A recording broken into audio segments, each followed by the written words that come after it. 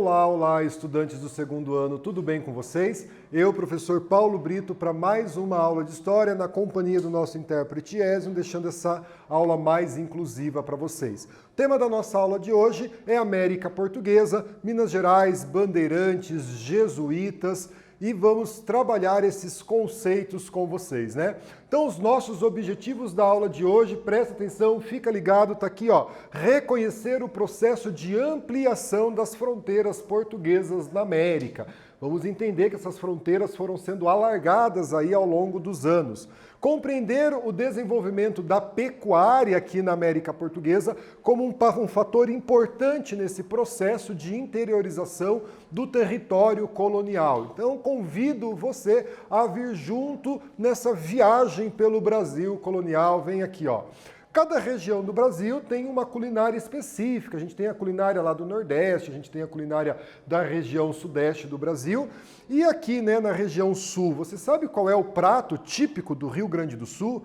Você conhece, né, esses trajes típicos do estancieiro, né, essa palavra aí dessas pessoas que viviam nas estâncias? Trago aqui para vocês essa imagem representando o gaúcho, né, aí um estancieiro gaúcho. Galera, o prato típico do Rio Grande do Sul é o churrasco, né? Conhecido aí em todo o Brasil como churrasco gaúcho, né? Então ele é aí da cultura do Rio Grande do Sul, o prato típico sendo o churrasco. Aqui no Paraná, por exemplo, nós temos alguns pratos típicos, né? Além do pinhão, que tanto nos caracteriza, nós vamos ter aí o barreado, né? Das cidades históricas ali de Morretes, de Antonina. Então essa questão dos pratos típicos, lembrando aí que no Rio Grande do Sul, prato típico é o churrasco, né? As calças bombachas são parte dos trajes típicos, assim como botas, camisas e o chapéu de feltro, que identifica esse gaúcho, né? O Brasil, né, ele possui um dos maiores rebanhos bovinos do mundo, né? Sendo aí um dos maiores produtores de carne na atualidade. Ao mesmo tempo, nós temos uma grande parcela da população brasileira abaixo da linha da pobreza, sem acesso a uma alimentação adequada.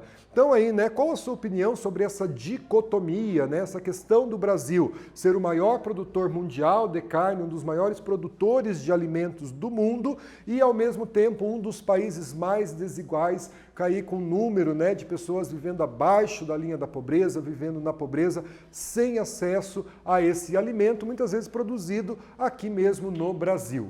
A produção de alimentos para nutrir a população, ela é crescente, né? A população ela vai crescendo ao longo das décadas, ao longo dos séculos. Vamos lembrar, por exemplo, que em 1970 nós tínhamos 90 milhões de brasileiros, né? Esse era o slogan, por exemplo, da Copa do Mundo de 70. No ano de 2000, nós somos 200 milhões de brasileiros. Então, aí, em 30 anos, nós mais que dobramos a população do Brasil e aí a necessidade crescente, né, de produzir alimento, sendo um desafio da humanidade nesse século XXI, alimentar essa população que está crescendo cada vez mais, não só no Brasil, como no mundo todo. A ONU estima aí cerca de 7 bilhões de pessoas no mundo no ano de 2000. Agora, aí, com essa população.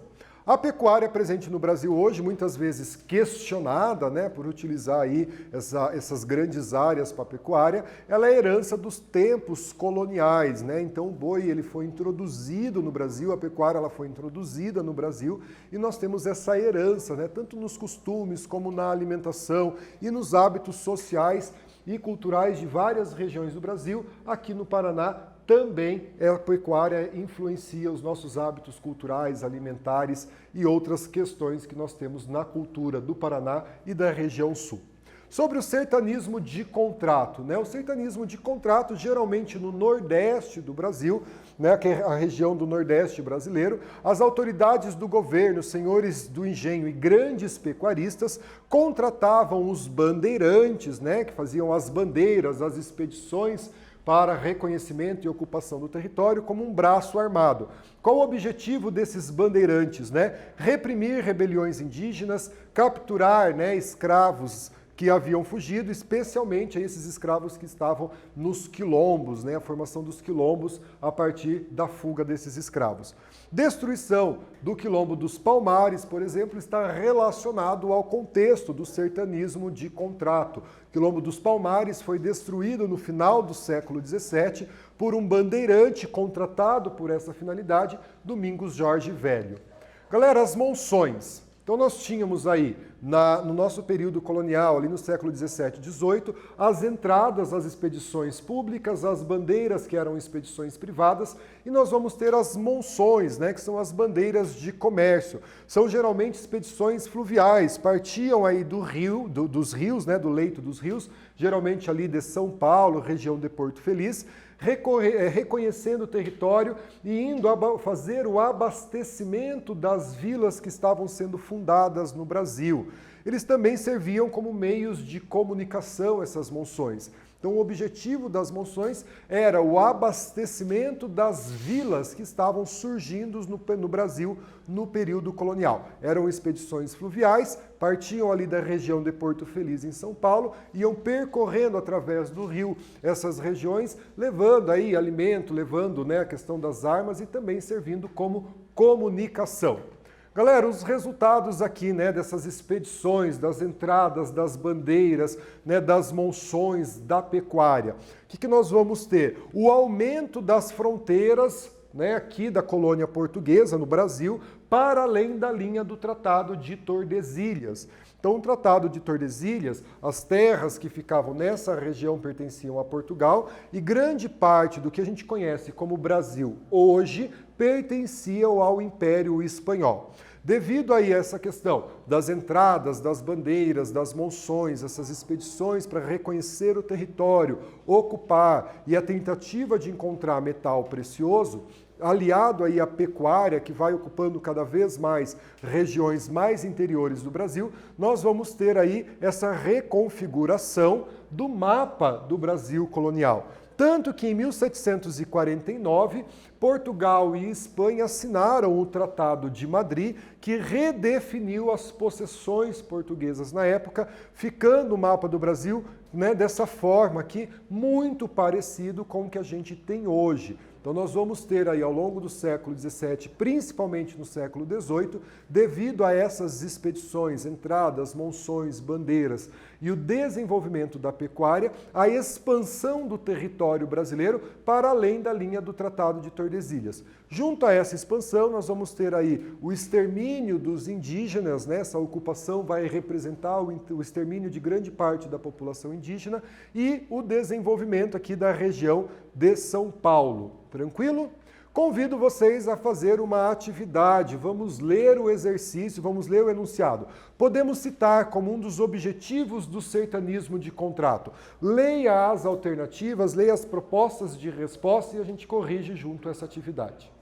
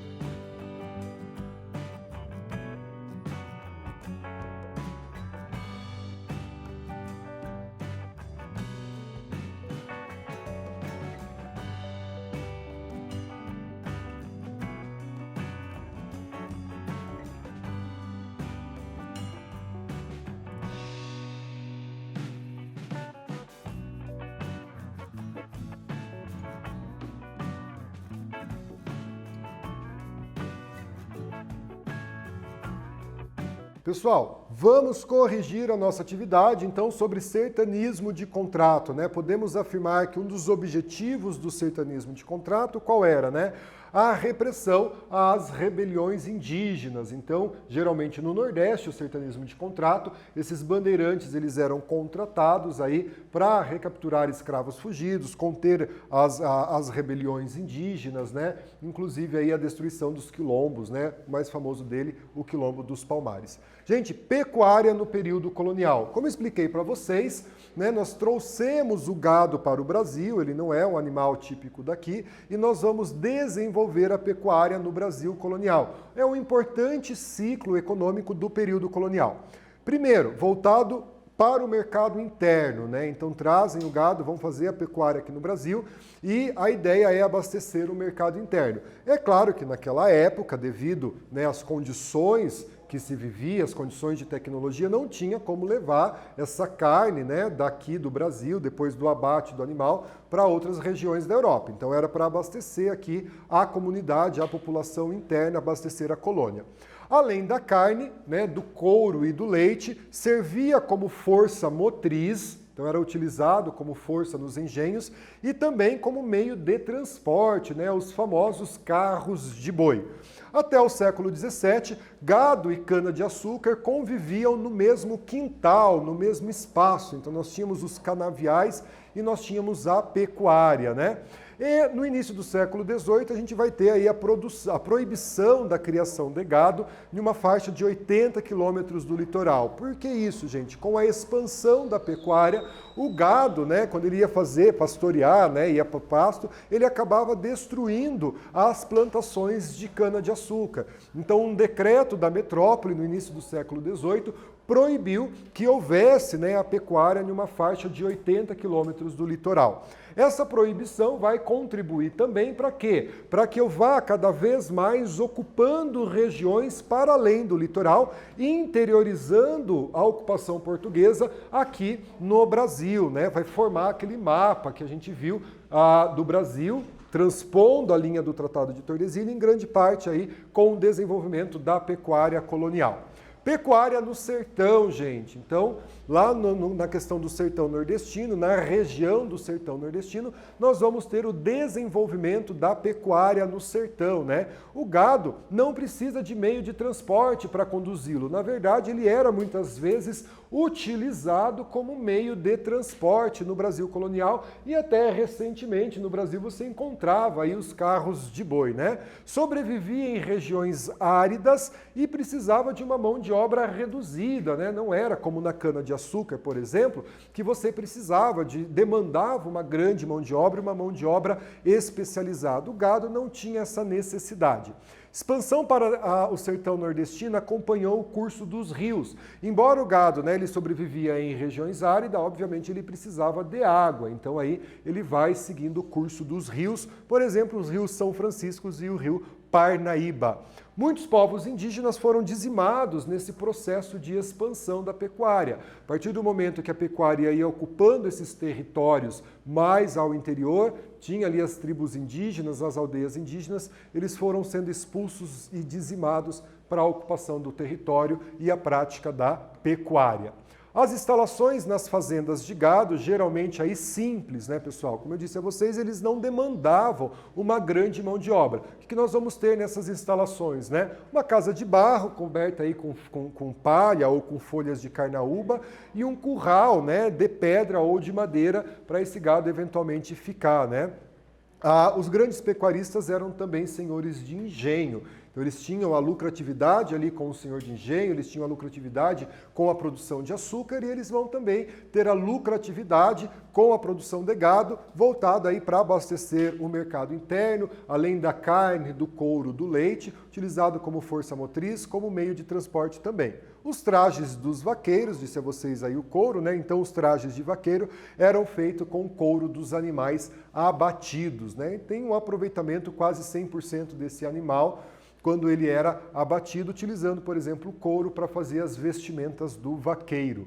Pecuária no sul, gente, pecuária aqui na região sul, né? Com a destruição das missões jesuíticas, né, as reduções dos aldeamentos dos indígenas, o gado se dispersou e passa a se reproduzir aqui na região sul e encontra condições geográficas, né, principalmente nos pampas gaúchos, para o seu desenvolvimento.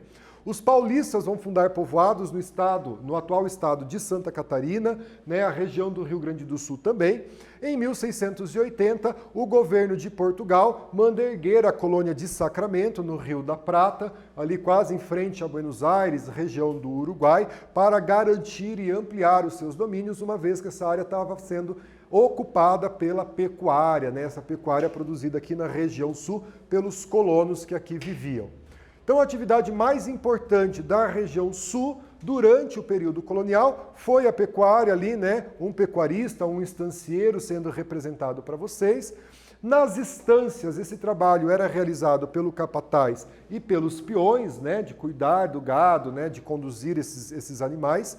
E até os fins do século XVIII, a produção de couro era a principal finalidade, né? Isso vai se constituir uma característica da vestimenta dos estados do sul, principalmente ali da região sul, essas vestimentas à base de couro, né? Criação de cavalos e mulas, as mulas utilizadas aí pelo movimento tropeiro. Ela era mais resistente no transporte de carga e nós vamos ter aí a utilização das mulas no movimento tropeiro. Produção de leite e a produção de charque, né, dessa carne, que também é uma característica da região sul do Brasil.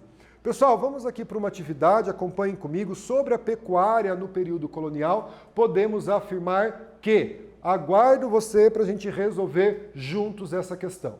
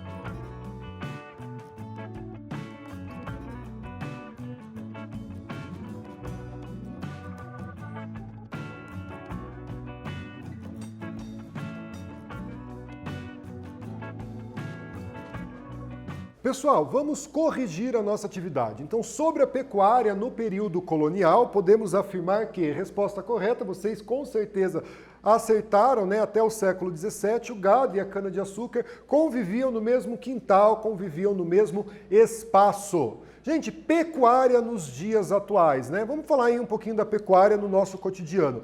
Olha esse gráfico aqui, é um gráfico do ano de 2018, dos maiores produtores, né, de carne bovina no mundo, né? Então, os Estados Unidos aí como o maior produtor de carne bovina e, em segundo lugar, o Brasil como o maior produtor de carne bovina, muito próximo dos Estados Unidos aí em milhões de toneladas, quase 10 milhões de toneladas. Daí a China, nossos vizinhos argentinos, né? A gente sabe também que o churrasco é um prato típico da Argentina, Austrália, México, né? E os outros países aí na produção de carne bovina. O Brasil ocupando aí o segundo lugar logo após os Estados Unidos. Galera, convido vocês para a atividade Mão na Massa. Olha que atividade bacana, proposta de atividade para vocês, né? Com orientação do seu professor, pesquise quais são os 5 alimentos mais consumidos no mundo. Quais são esses alimentos mais consumidos no mundo e quais os países que são os maiores produtores desses alimentos. Será aí que o arroz é um dos 5 alimentos mais consumidos no mundo? Quem são os 5 países que mais produzem arroz? Com as informações coletadas, construa um infográfico. Você pode inserir as imagens ali e os dados que você considerar mais importante. Pode fazer à mão o seu trabalho ali na folha de sulfite, em uma cartolina, ou você pode usar os recursos da internet, os recursos aí didáticos que você já domina, né? A imagem ao lado, coloco aqui para vocês, pode ser utilizada então para você se inspirar, né? País A, país B, país C, dos países aí que produzem os alimentos mais consumidos no mundo. E quais são esses alimentos, né? Quais serão esses alimentos mais consumidos no mundo todo? Gente, prática da pecuária, fazendo uma retomada aqui que a gente fez nos nossos conteúdos trabalhados. A prática da pecuária ocorreu aí a partir do século XVI, já ali no início da colonização, a introdução da pecuária aqui no Brasil. Essa atividade vai contribuir, né, para a expansão do território brasileiro para além da linha do Tratado de Tordesilhas. O gado, além de abastecer o mercado interno como alimento, utilizado como meio de transporte e como força motriz. O desenvolvimento da pecuária no sul do Brasil, uma das características aqui da região sul do Brasil, a pecuária, com a produção também de leite e couro. E a pecuária vai influenciar a cultura do sul do Brasil, com as vestimentas, com os hábitos alimentares, com a figura que a gente tem do homem do sul, do gaúcho, do estancieiro. Obrigado pela atenção, espero que vocês tenham gostado da aula. Até a próxima!